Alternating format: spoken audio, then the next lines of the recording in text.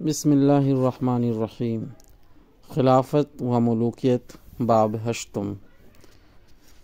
عنوان ہے خلافت اور اس کے متعلقہ مسائل میں امام ابو حنیفہ رحمۃ اللہ علیہ کا مسلک۔ سیاست کے باب میں امام ابو حنیفہ رحمۃ اللہ علیہ اپنی ایک نہایت مفصل رائے رکھتے تھے، جو ریاست و امارت کے قریب ہر پہلو پر حاوی تھی، اور بعض بنیادی امور میں دوسرے ائمہ سے مختلف بھی تھی۔ یہاں ہم اس کے ایک شعبے کو لے کر اس کے بارے میں امام کی آرائش کریں گے، امام کی آرا پیش کریں گے۔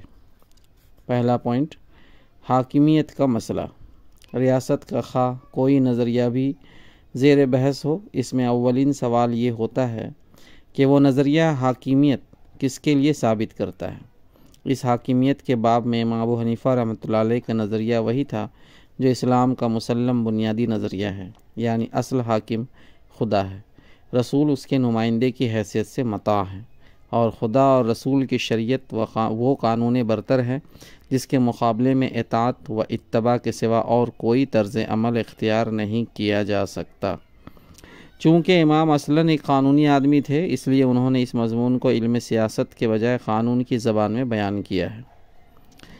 مجھے جب کوئی حکم خدا کی کتاب میں مل جاتا ہے تو میں اسی کو تھام لیتا ہوں، اور جب اس میں نہیں ملتا تو رسول اللہ کی سنت اور آپ صلی اللہ علیہ وسلم کے ان صحیح آثار کو لیتا ہوں جو سکہ لوگوں کے واسطے سے معروف ہے۔ پھر جب نہ کتاب اللہ میں حکم ملتا ہے نہ سنت رسول اللہ میں، تو میں اصحاب رسول کے قول یعنی ان کے اجماع کی پیروی کرتا ہوں، اور ان کے اختلاف کی صورت میں جس صحابی کا قول چاہتا ہوں قبول کرتا ہوں، اور جس کا چاہتا ہوں چھوڑ دیتا ہوں، مگر ان سب کے اقوال سے باہر جا کر کسی کا قول نہیں لیتا۔ رہے دوسرے لوگ تو جس طرح اجتہاد کا انہیں حق ہے، مجھے بھی حق ہے۔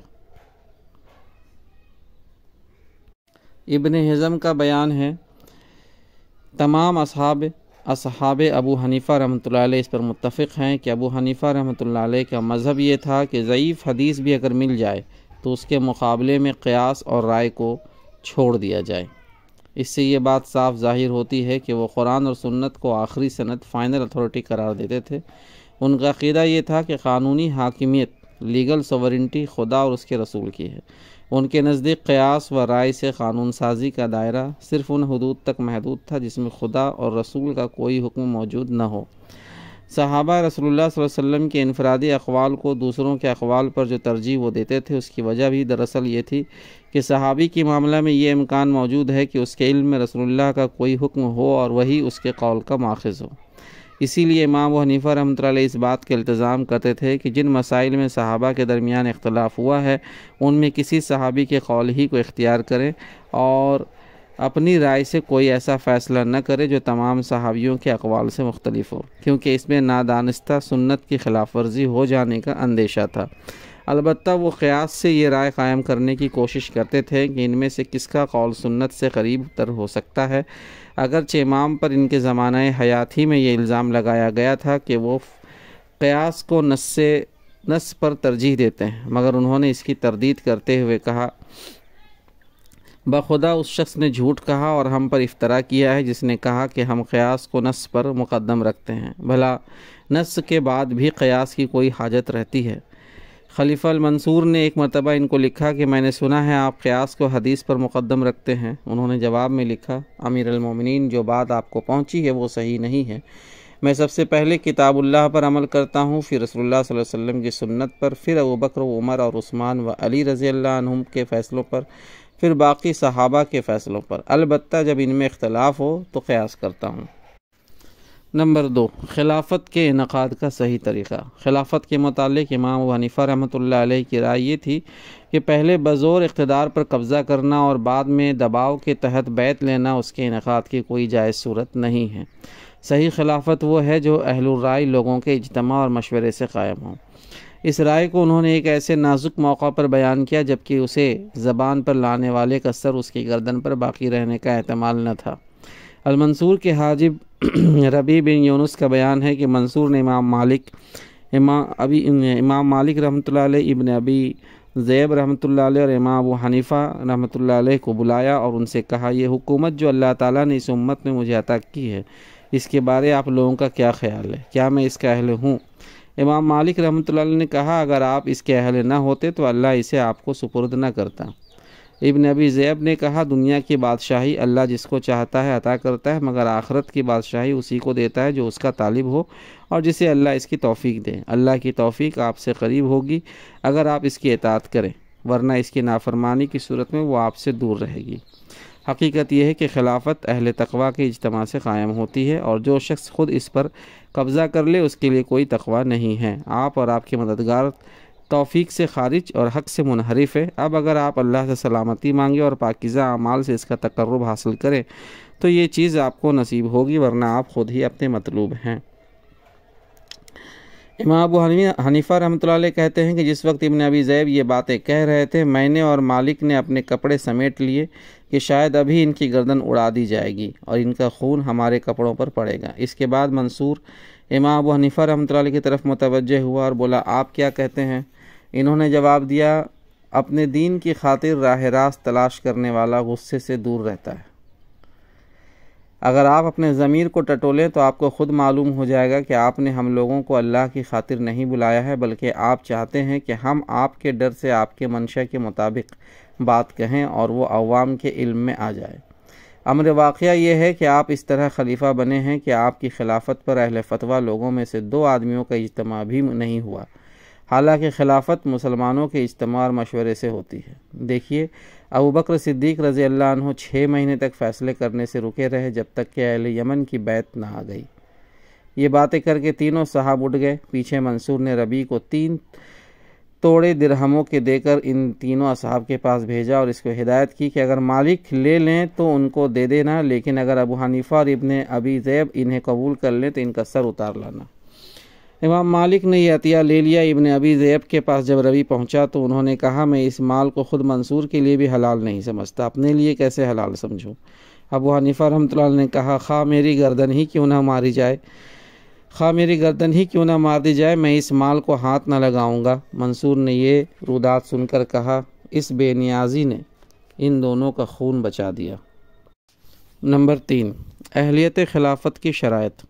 امام ابو حنیفہ رحمۃ اللہ علیہ کے زمانے تک اہلیت خلافت کی شرطیں اس تفصیلی طریقے سے بیان نہیں کی جاتی تھیں جس طرح بعد کے محققین ماوردی اور ابن خلدون وغیرہ نے انہیں بیان کیا ہے، کیونکہ ان میں سے اکثر اس وقت گویا بلا بحث مسلم تھی۔ مثلاً آدمی کا مسلمان ہونا، مرد ہونا، آزاد ہونا، ذی علم ہونا، سلیم الحواس اور سلیم الاعضاء ہونا۔ البتہ 2 چیزیں ایسی تھیں جو اس زمانے میں زیر بحث آ چکی تھی اور جن کے بارے صراحت مطلوب تھی۔ ایک یہ کہ ظالم و فاسق جائز خلیفہ ہو سکتا ہے یا نہیں، دوسرے یہ کہ خلافت کے لیے قریشی ہونا ضروری ہے یا نہیں۔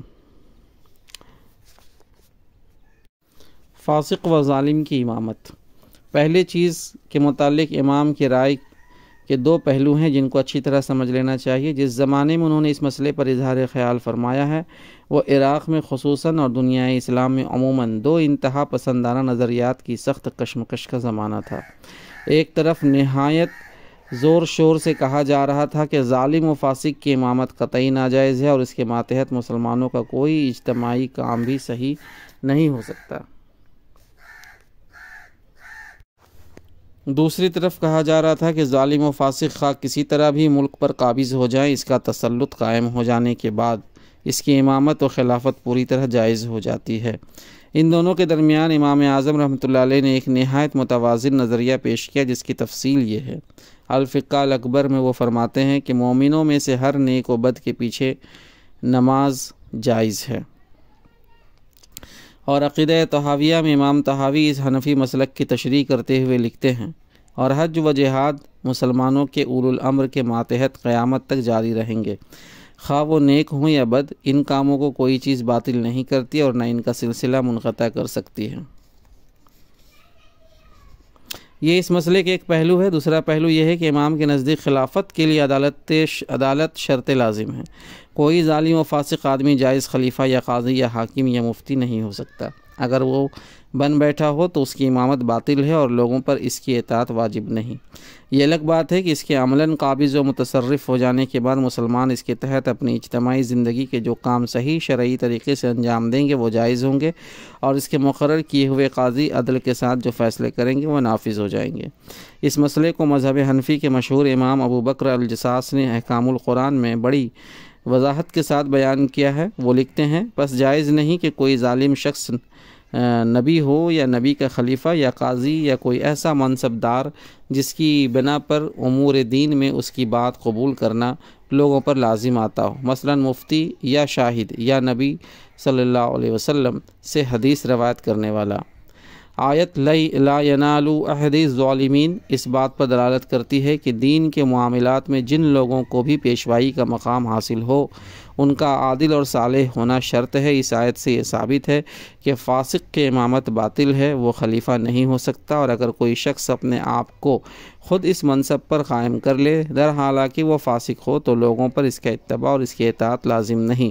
یہی بات نبی صلی اللہ علیہ وسلم نے بیان فرمائی ہے کہ خالق کی معصیت میں کسی مخلوق کی اطاعت نہیں، اور یہ آیت اس بات پر بھی دلالت کرتی ہے کہ کوئی فاسق حاکم، جج اور مجسٹریٹ نہیں ہو سکتا، اور اگر وہ حاکم ہو جائے تو اس کے احکام نافذ نہیں ہو سکتے۔ اسی طرح اس کی نہ شہادت مقبول ہے، نہ نبی صلی اللہ علیہ وسلم سے اس کی روایت قبول کی جا سکتی ہے، اور نہ اس کا فتویٰ مانا جا سکتا ہے اگر وہ مفتی ہو۔ آگے چل کر الجصاص اس امر کی تصریح کرتے ہیں کہ یہی امام ابو حنیفہ رحمۃ اللہ علیہ کا مذہب ہے، اور پھر تفصیل کے ساتھ بتاتے ہیں کہ ابو حنیفہ رحمۃ اللہ علیہ پر یہ کتنا بڑا ظلم ہے کہ انہیں فاسق کی امامت جائز قرار دینے کا الزام دیا جاتا ہے۔ بعض لوگوں نے یہ گمان کیا ہے کہ ابو حنیفہ رحمۃ اللہ علیہ کے نزدیک فاسق کی امامت و خلافت جائز ہے۔ یہ بات اگر قصداً جھوٹ نہیں کہی گئی ہے تو یہ غلط فہمی ہے، اور اس کی وجہ شاید یہ ہے کہ ابو حنیفہ رحمۃ اللہ علیہ کہتے ہیں، اور صرف ابو حنیفہ ہی نہیں، فقہائے عراق میں سے جن لوگوں کے اقوال معروف ہیں وہ سب یہی کہتے ہیں کہ قاضی اگر خود عادل ہو تو خواہ وہ کسی ظالم امام ہی کا مقرر کیا ہوا ہو، اس کے فیصلے صحیح طور پر نافذ ہو جائیں گے، اور نماز ان فاسق اماموں کے پیچھے بھی ان کے فسق کے باوجود جائز ہوگی۔ یہ مسلک اپنی جگہ بالکل صحیح ہے، مگر اس سے یہ استدلال نہیں کیا جا سکتا کہ ابو حنیفہ رحمۃ اللہ علیہ فاسق کی امامت کو جائز ٹھہراتے ہیں۔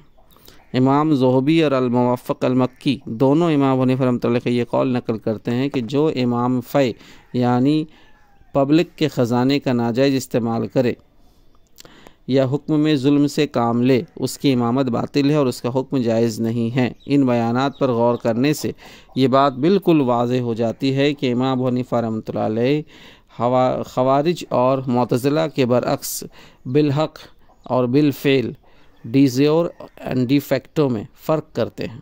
خارج و معتزلہ کے مسلک سے لازم آتا تھا کہ اگر امام عادل و صالح یعنی امام بالحق موجود نہ ہو تو مسلم معاشرے اور ریاست کا پورا نظام معطل ہو جائے، نہ حج ہو سکے، نہ جمعہ و جماعت ہو، نہ عدالتیں قائم ہو، نہ مسلمانوں کو کوئی مذہبی کام یا سیاسی و معاشرتی کام جائز طور پر انجام پائے۔ امام ابو حنیفہ رحمۃ اللہ علیہ اس غلطی کی اصلاح یوں کرتے ہیں کہ بالحق امام اگر میسر نہ ہو تو بالفعل جو بھی مسلمانوں کا امام ہو اس کے ماتحت مسلمانوں کی پوری اجتماعی زندگی کا نظام جائز طور پر چلتا رہے گا، خواہ بجائے خود اس امام کی امامت جائز نہ ہو۔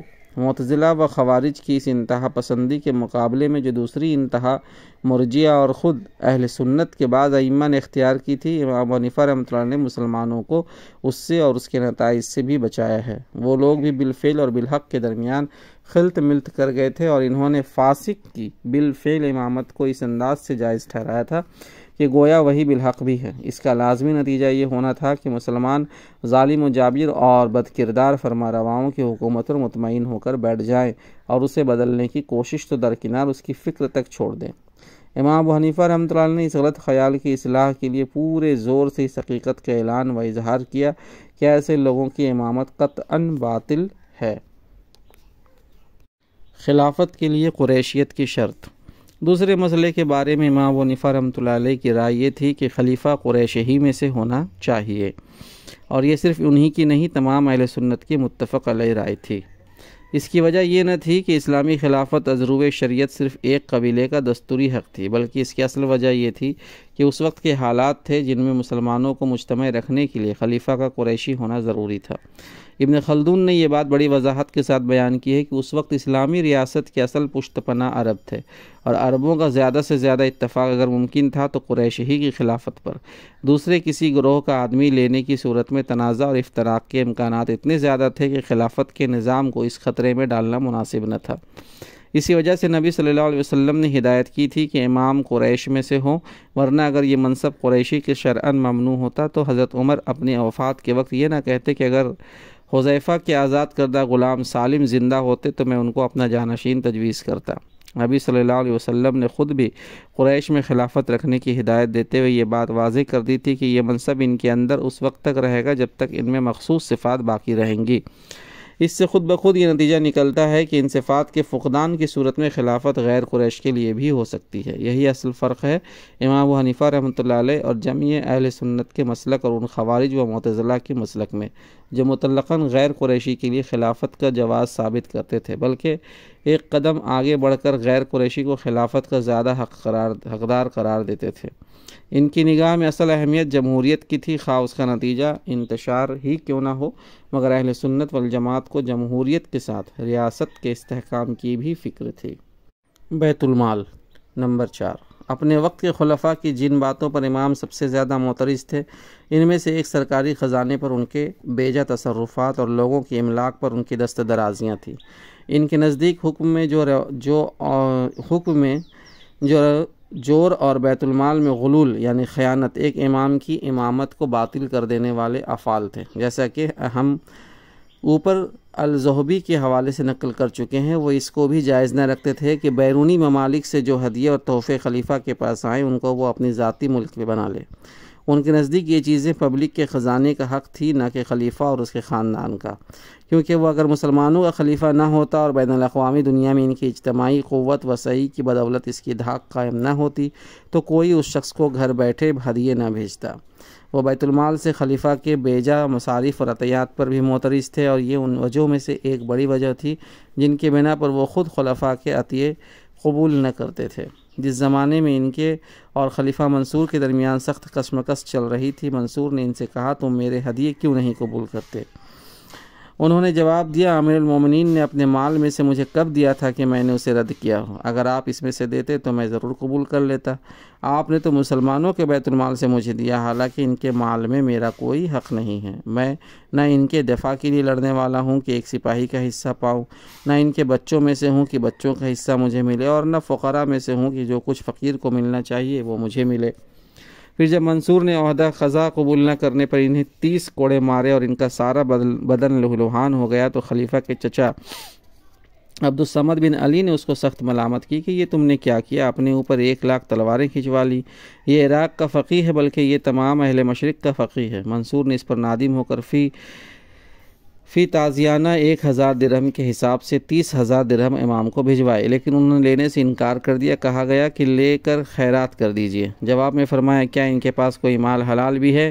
اسی کے قریب زمانے میں جب پے در پے تکلیفیں سہتے سہتے ان کا آخر وقت آیا تو انہوں نے وصیت کی کہ بغداد کے اس حصے میں انہیں دفن نہ کیا جائے جسے شہر بسانے کے لیے منصور نے لوگوں کی املاک میں سے غصب کر لیا تھا۔ منصور نے اس وصیت کا حال سنا تو چیخ اٹھا کہ ابو حنیفہ، زندگی اور موت میں تیری پکڑ سے کون مجھے بچائے۔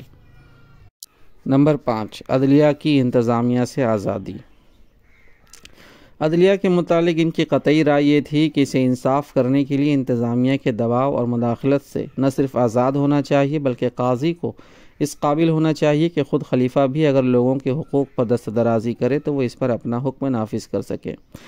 چنانچہ اپنی زندگی کے آخری زمانے میں جبکہ امام کو یقین ہو گیا تھا کہ حکومت ان کو زندہ نہ رہنے دے گی، انہوں نے اپنے شاگردوں کو جمع کر کے ایک تقریر کی اور اس میں من جملہ دوسری اہم باتوں کی ایک بات یہ بھی فرمائی کہ اگر خلیفہ کوئی ایسا جرم کرے جو انسانی حقوق سے متعلق ہو تو مرتبے میں اس سے قریب ترین قاضی یعنی قاضی القضاء کو اس پر حکم نافذ کرنا چاہیے۔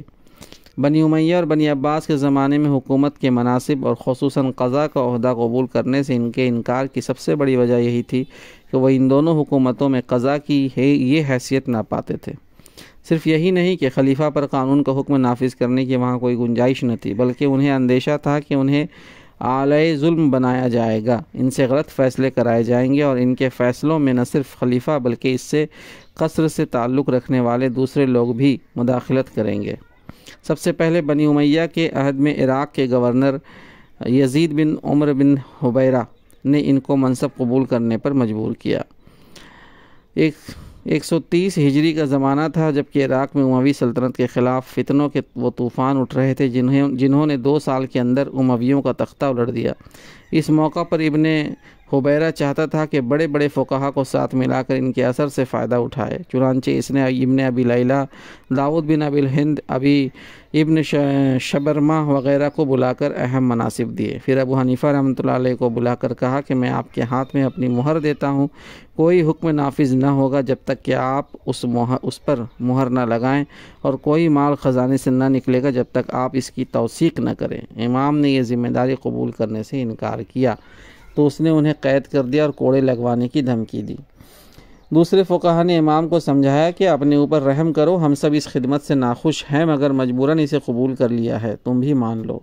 امام نے جواب دیا اگر وہ مجھ سے چاہے کہ اس کے لیے واسط کی مسجد کے دروازے گنوں تب بھی میں قبول نہ کروں گا، کجا کہ وہ چاہتا ہے کہ وہ کسی آدمی کے قتل کا حکم لکھے اور میں اس فرمان پر مہر لگاؤں، خدا کی قسم میں اس ذمہ داری میں شریک نہ ہوں گا۔ اس سلسلے میں ابن حبیرہ نے ان کے سامنے اور خدمات پیش کیں اور وہ انکار کرتے رہے۔ پھر اس نے ان کو قاضی کوفہ بنانے کا فیصلہ کیا اور اس پر قسم کھا لی کہ ابو حنیفہ انکار کریں گے تو میں انہیں کوڑے لگواؤں گا۔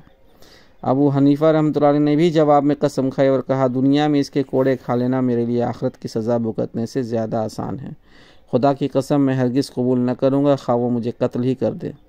آخرکار اس نے ان کے سر پر 20 یا 30 کوڑے لگوائے۔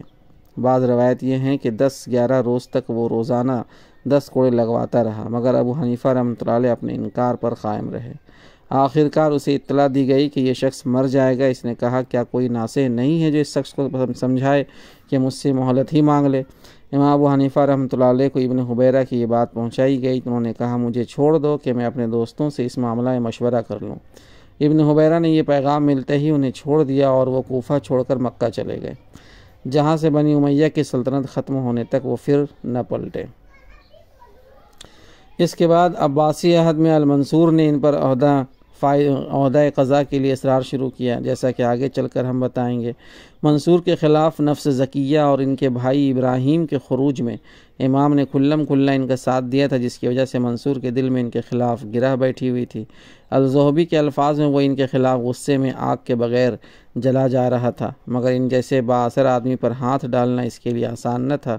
اسے معلوم تھا کہ ایک امام حسین رضی اللہ عنہ کے قتل نے بنی امیہ کے خلاف مسلمانوں میں کتنی نفرت پیدا کر دی تھی، اور اس کی بدولت ان کا اقتدار کس آسانی سے اکھاڑ پھینکا گیا۔ اس لیے وہ انہیں مارنے کے بجائے سونے کی زنجیروں سے باندھ کر اپنے مقاصد کے لیے استعمال کرنا زیادہ بہتر سمجھتا تھا۔ اس نے ان کے سامنے بار بار قضا کا منصب اسی نیت سے پیش کیا، یہاں تک کہ انہیں سلطنت عباسیہ کا قاضی القضاء مقرر کرنے کی پیشکش کی، مگر وہ ایک مدت تک طرح طرح کے ہیلوں سے اس کو ٹالتے رہے۔ آخرکار جب وہ بہت زیادہ مصر ہوا تو امام نے صاف صاف اپنے انکار کے وجہ بتائے۔ ایک مرتبہ کی گفتگو میں انہوں نے بڑے نرم انداز میں معذرت کرتے ہوئے کہا قضا کے لیے نہیں موضوع ہو سکتا مگر وہ شخص جو اتنی جان رکھتا ہو کہ آپ پر اور آپ کے شہزادوں اور سپہ سالاروں پر قانون نافذ کر سکے۔ مجھ میں یہ جان نہیں ہے، مجھے تو جب آپ بلاتے ہیں تو واپس نکل کر ہی میری جان میں جان آتی ہے۔ ایک اور موقع پر زیادہ سخت گفتگو ہوئی جس میں انہوں نے خلیفہ کو مخاطب کر کے کہا خدا کی قسم میں تو اگر رضامندی سے بھی یہ عہدہ قبول کروں تو آپ کے بھروسے کے لائق نہیں ہوں، کجا کہ ناراضی کے ساتھ مجبوراً قبول کروں۔ اگر کسی معاملے میں میرا فیصلہ آپ کے خلاف ہو اور پھر آپ نے مجھے دھمکی دی کہ یا تو میں تجھے فرات میں غرق کر دوں گا ورنہ اپنا فیصلہ بدل دے، تو میں غرق ہو جانا قبول کر لوں گا مگر فیصلہ نہ بدلوں گا۔ پھر آپ کے بہت سے اہل دربار بھی ہیں، انہیں تو کوئی ایسا قاضی چاہیے جو آپ کی خاطر ان کا بھی لحاظ کرے۔ ان باتوں سے جب منصور کو یقین ہو گیا کہ یہ شخص اس سنہری پنجرے میں بند ہونے کے لیے تیار نہیں ہے تو وہ عریاں انتقام پر اتر آیا، انہیں کوڑوں سے پٹوایا، جیل میں ڈال کر کھانے پینے کی سخت تکلیفیں دیں، پھر ایک مکان میں نظر بند کر دیا جہاں بقول بعض طبعی موت سے اور بقول بعض زہر سے ان کی زندگی کا خاتمہ ہو گیا۔ نمبر 6، آزادی اظہار رائے کا حق۔ امام کے نزدیک مسلم معاشرے اور اسلامی ریاست میں قضاء کی آزادی کے ساتھ آزادی اظہار رائے کی بھی بہت بڑی اہمیت تھی، جس کے لیے قرآن و سنت میں امر بالمعروف و نہی عن المنکر کی اصطلاح استعمال کی گئی ہے۔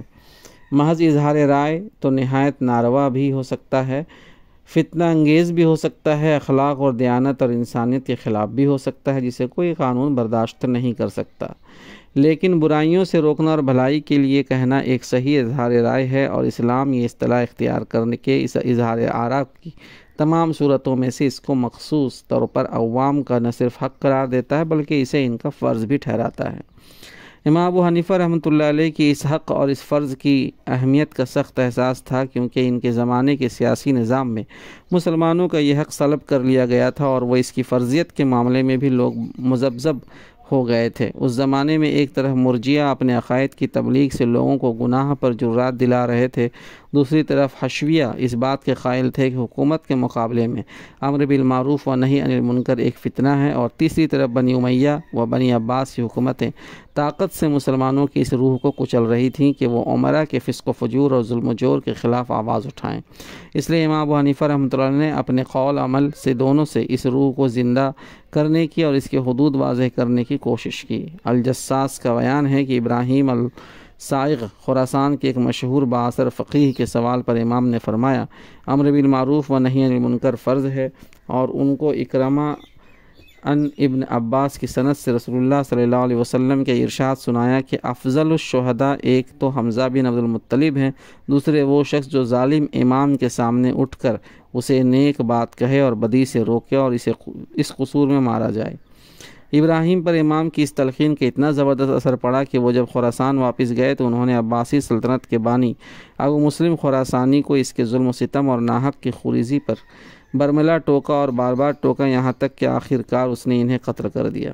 ابراہیم بن عبداللہ نفس زکیہ کے بھائی کے خروج کے زمانے میں امام ابو حنیفہ رحمۃ اللہ علیہ کا اپنا طرز عمل یہ تھا کہ وہ اعلانیہ ان کی حمایت اور منصور کی مخالفت کرتے تھے، حالانکہ منصور اس وقت کوفہ ہی میں موجود تھا۔ ابراہیم کی فوج بصرے سے کوفے کی طرف بڑھ رہی تھی اور شہر میں رات بھر کرفیو رہتا تھا۔ ان کے مشہور شاگرد ظفر بن المحزل کی روایت ہے کہ اس نازک زمانے میں ابو حنیفہ رحمۃ اللہ علیہ بڑے زور شور سے کھلم کھلا اپنے خیالات کا اظہار کرتے تھے، یہاں تک کہ ایک روز میں نے ان سے کہا، آپ باز نہ آئیں گے جب تک ہم سب کی گردنوں میں رسی نہ بندھ جائے۔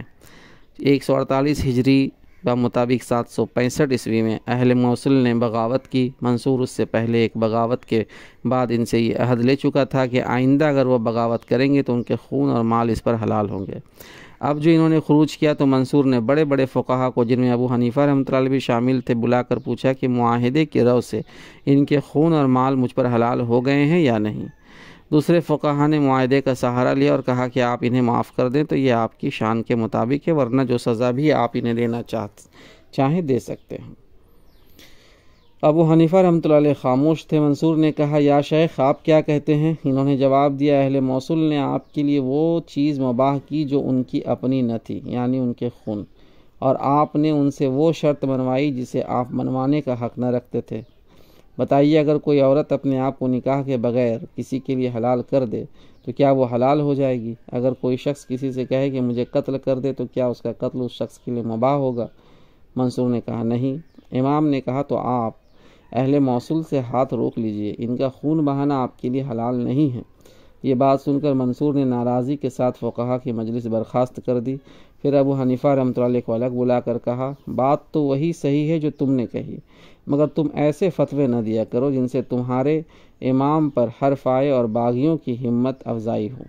اسی آزادی اظہار رائے کا استعمال وہ عدالتوں کے مقابلوں میں بھی کرتے تھے۔ کسی عدالت سے اگر کوئی غلط فیصلہ ہوتا تو قانون یا ضابطے کی جو غلطی بھی اس میں ہوتی، امام ابو حنیفہ رحمۃ اللہ علیہ اس کا صاف صاف اظہار کر دیتے تھے۔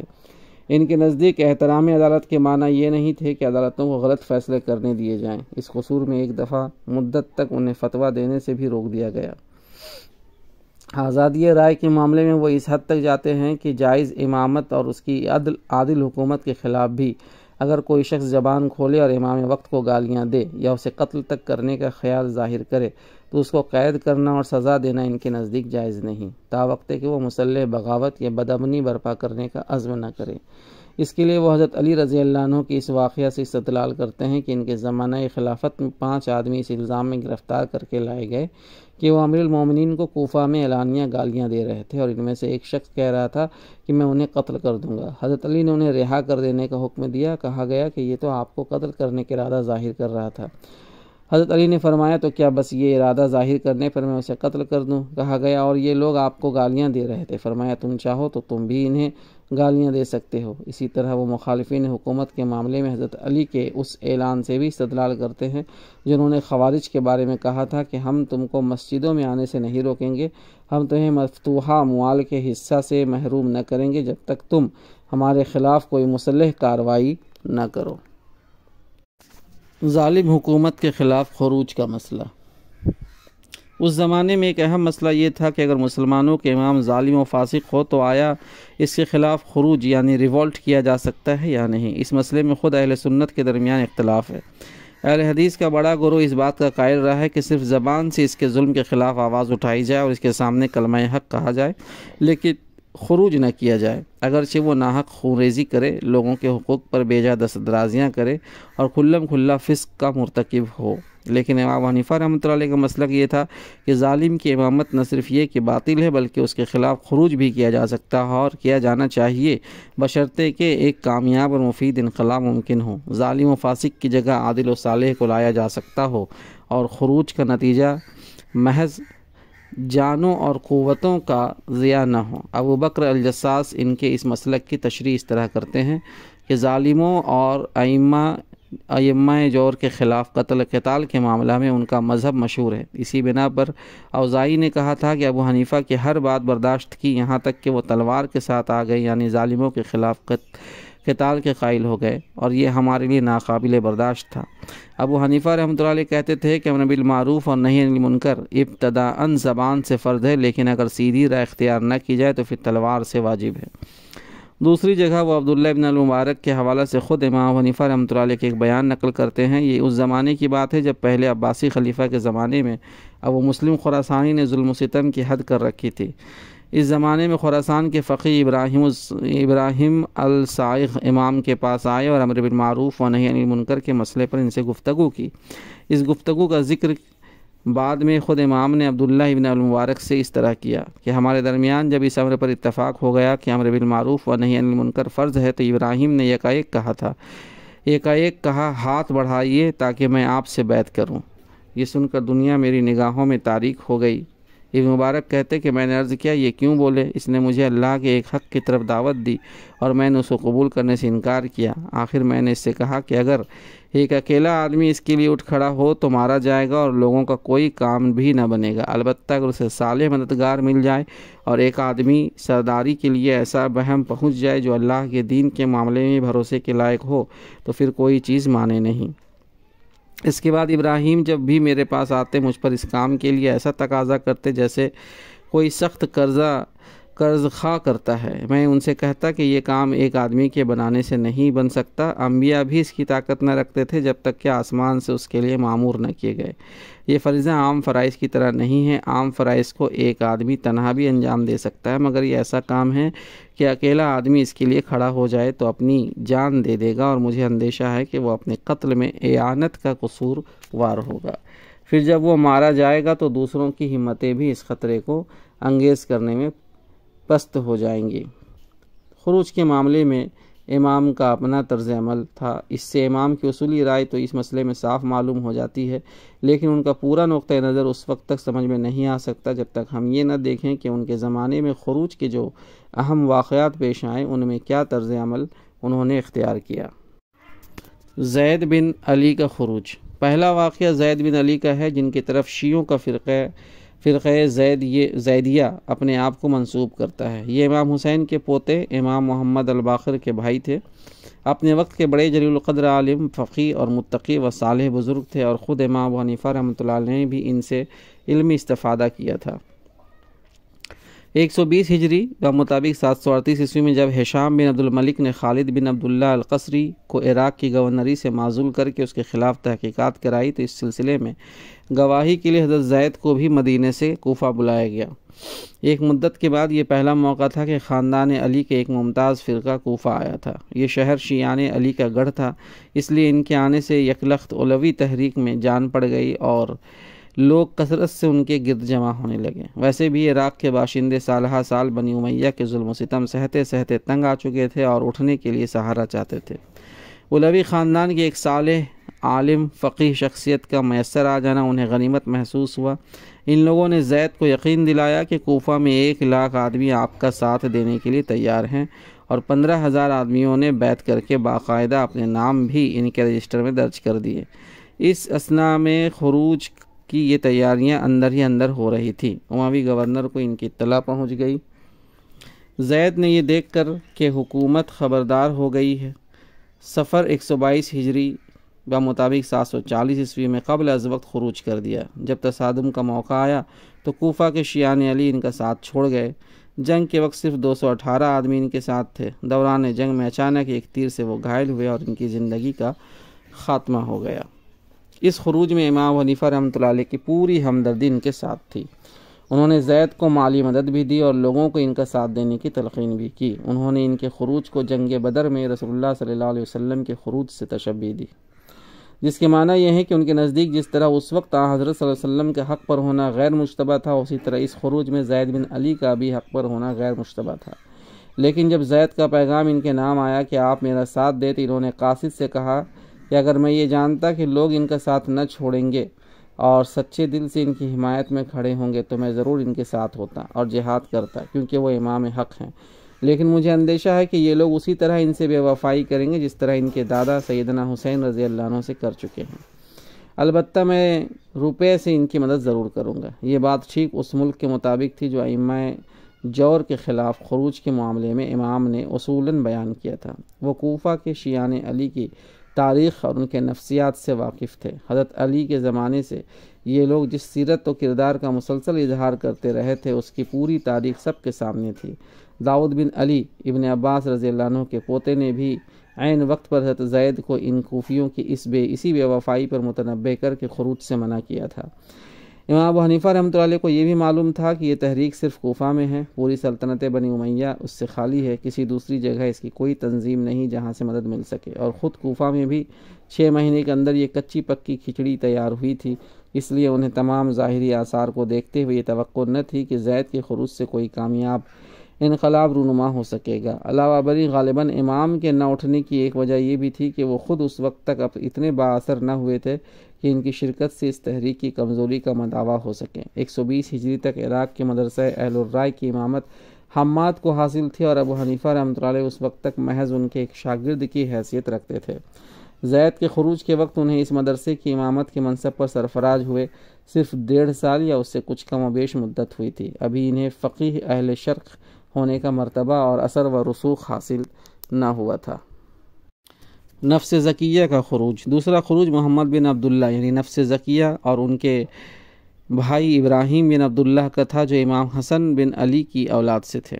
یہ 145 ہجری کا واقعہ ہے، جب امام ابو حنیفہ رحمۃ اللہ علیہ بھی اپنے پورے اثر و رسوخ کو پہنچ چکے تھے۔ ان دونوں بھائیوں کی خفیہ تحریک بنی امیہ کے زمانے سے چل رہی تھی، حتیٰ کہ ایک وقت تھا جب خود منصور نے دوسرے بہت سے لوگوں کے ساتھ جو اموی سلطنت کے خلاف بغاوت کرنا چاہتے تھے، نفس زکیہ کے ہاتھ پر بیعت کی تھی۔ عباسی سلطنت قائم ہو جانے کے بعد یہ لوگ روپوش ہو گئے اور اندر ہی اندر اپنی دعوت پھیلاتے رہے۔ خراسان، الجزیرہ، رے، تبرستان، یمن اور شمالی افریقہ میں ان کے دائی پھیلے ہوئے تھے۔ نفس زکیہ نے خود اپنا مرکز حجاز میں رکھا تھا۔ ان کے بھائی ابراہیم نے عراق میں بصرے کو اپنا مرکز بنایا تھا۔ کوفہ میں بھی بقول ابن اثیر 1 لاکھ تلواریں ان کی حمایت میں نکلنے کے لیے تیار تھیں۔ المنصور ان کی خفیہ تحریک سے پہلے ہی واقف تھا اور ان سے نہایت خوفزدہ تھا، کیونکہ ان کی دعوت اسی عباسی دعوت کے متوازی چل رہی تھی جس کے نتیجے میں دولت عباسیہ قائم ہوئی تھی، اور اس کی تنظیم عباسی دعوت کی تنظیم سے کم نہ تھی۔ یہی وجہ ہے کہ وہ کئی سال سے اس کو توڑنے کے در پہ تھے اور اسے کچلنے کے لیے انتہائی سختیاں کر رہا تھا۔ جب رجب 145 ہجری میں نفس زکیہ نے مدینے سے عملاً خروج کیا تو منصور سخت گھبراہٹ کی حالت میں بغداد کی تعمیر چھوڑ کر کوفہ پہنچا، اور اس تحریک کے خاتمے تک اسے یقین نہ تھا کہ اس کی سلطنت باقی رہے گی یا نہیں۔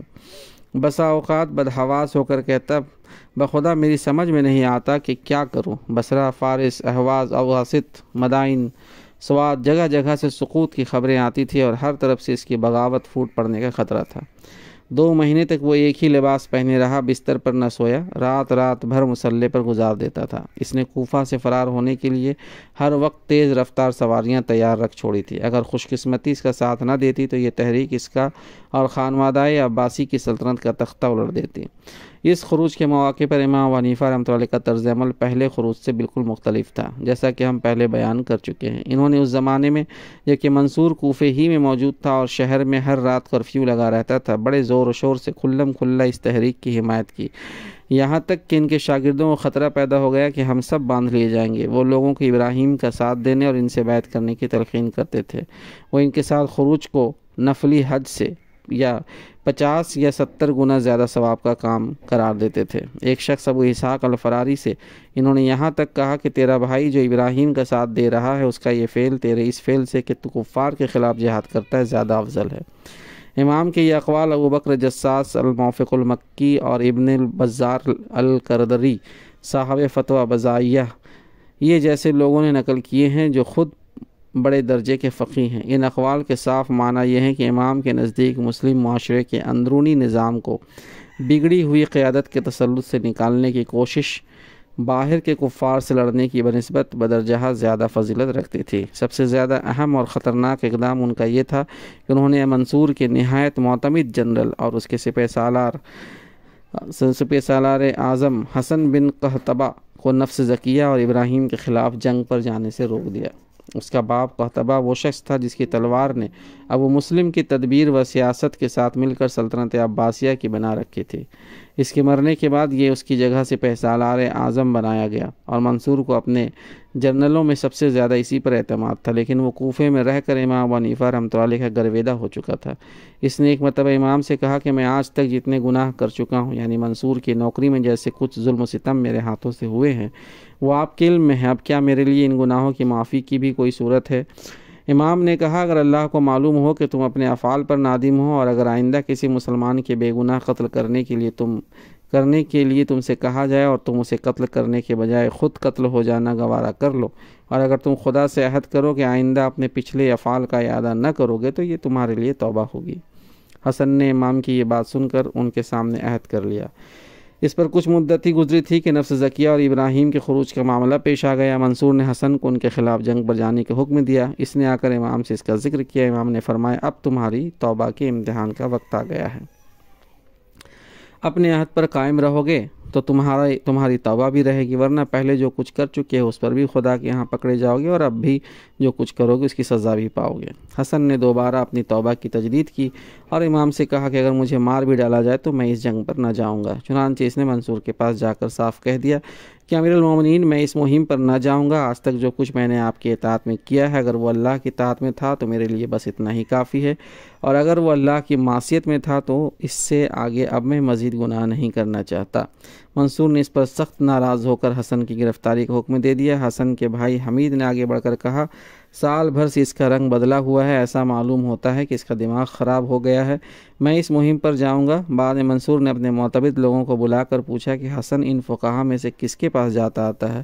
بتایا گیا کہ ابو حنیفہ رحمۃ اللہ علیہ کے پاس اکثر اس کا جانا آنا رہتا ہے۔ یہ طرز عمل بھی ٹھیک امام کے اس نظریے کے مطابق تھی کہ ایک کامیاب اور صالح انقلاب کے امکانات ہوں تو ظالم حکومت کے خلاف خروج جائز ہی نہیں واجب ہے۔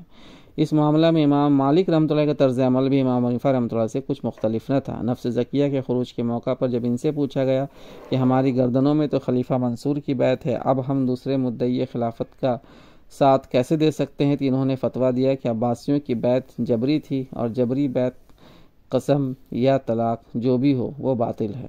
اسی فتویٰ کی وجہ سے بکثرت لوگ نفس زکیہ کے ساتھ ہو گئے اور بعد میں اس کا خمیازہ امام مالک کو یہ بھگتنا پڑا کہ مدینے کے عباسی گورنر جعفر بن سلیمان نے انہیں کوڑے لگوائے اور ان کا ہاتھ شانے سے اکھڑ گیا۔ امام ابو حنیفہ رحمۃ اللہ علیہ اس مسلک میں منفرد نہیں ہیں۔ یہ خیال کرنا صحیح نہ ہوگا کہ خروج کے مسئلے میں اہل سنت کے درمیان امام ابو حنیفہ رحمۃ اللہ علیہ اپنی رائے میں منفرد ہیں۔ امر واقعہ یہ ہے کہ پہلی صدی ہجری میں اکابر اہل دین کی رائے وہی تھی جو امام اعظم نے اپنے قول اور عمل سے ظاہر فرمائی ہے۔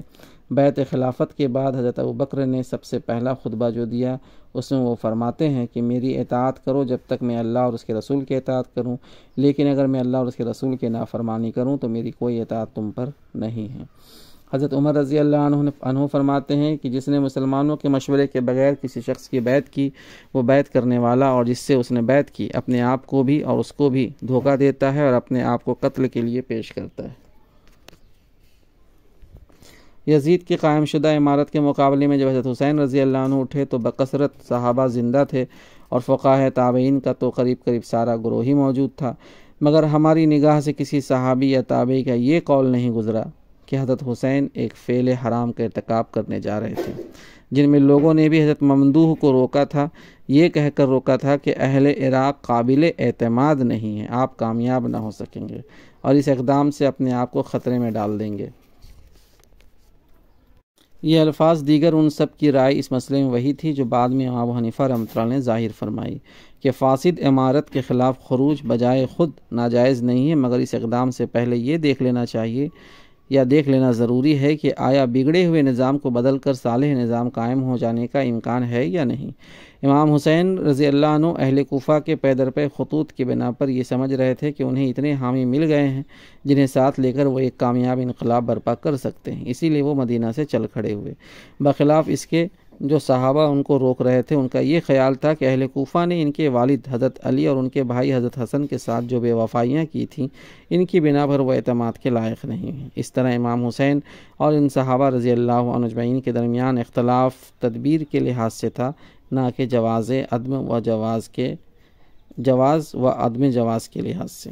اسی طرح جب حجاج بن یوسف کے ظالمانہ دور ولایت میں عبد الرحمن بن اشعث نے بنی امیہ کے خلاف خروج کیا تو اس وقت بڑے بڑے فقہا سعید بن جبیر الشعبی، ابن ابی لیلہ اور ابو بختری اس کے ساتھ کھڑے ہو گئے۔ ابن کثیر کا بیان ہے کہ قرا یعنی علماء و فقہا کی ایک پوری ریجیمنٹ ان کے ساتھ تھی، پھر جو علماء اس کے ساتھ کھڑے نہ ہوئے ان میں سے کسی نے بھی یہ نہیں کہا کہ یہ خروج ناجائز ہے۔ اس موقع پر ابن اشعث کی فوج کے سامنے ان فقہا نے جو تقریریں کی تھی وہ ان کے نظریے کی پوری ترجمانی کرتی ہے۔ ابن ابی لیلہ نے کہا، اے اہل ایمان، جو شخص دیکھے کہ ظلم و ستم ہو رہا ہے اور برائیوں کی طرف دعوت دی جا رہی ہے، وہ اگر دل سے اس کو برا سمجھے تو بری ہو، اور اگر زبان سے اگر دل سے اس کو برا سمجھے تو بری ہو، اور اگر زبان سے اس پر اظہار ناپسندی کرے تو اس نے اجر پایا اور پہلے شخص سے افضل رہا، مگر ٹھیک راہ حق پانے والا اور یقین کے نور سے دل کو روشن کر لینے والا وہی ہے جو اللہ کا بول بالا اور ظالموں کا بول نیچا کرنے کی خاطر ایسے لوگوں کی مخالفت تلوار سے کرے۔ بس جنگ کرو ان لوگوں کے خلاف جنہوں نے حرام کو حلال قرار دیا اور امت میں برے راستے نکالے ہیں، جو حق سے بیگانہ ہیں اور اسے نہیں پہچانتے، جو ظلم پر عمل کرتے ہیں اور اسے برا نہیں جانتے۔ الشعبی نے کہا، ان سے لڑو اور خیال نہ کرو کہ ان کے خلاف جنگ کرنا کوئی برا فعل ہے۔ خدا کی قسم آج روئے زمین پر میرے علم میں ان سے بڑھ کر ظلم کرنے والا اور اپنے فیصلوں میں ناانصافی کرنے والا کوئی گروہ نہیں ہے، بس ان کے خلاف لڑنے میں ہرگز سستی نہ ہونے پائے۔ سعید بن جبیر نے کہا، ان سے لڑو اس بنا پر کہ وہ حکومت میں ظالم ہے، دین میں سرکش ہیں، کمزوروں کو ذلیل کرتے ہیں اور نمازوں کو ضائع کرتے ہیں۔ ان فقہا کے برعکس جن بزرگوں نے حجاج کے خلاف خروج میں ابن اشعث کا ساتھ نہیں دیا، انہوں نے بھی یہ نہیں کہا کہ یہ خروج بجائے خود حرام ہے، بلکہ یہ کہا کہ ایسا کرنا مصلحت کے خلاف ہے۔ چنانچہ حضرت حسن بصری رحمۃ اللہ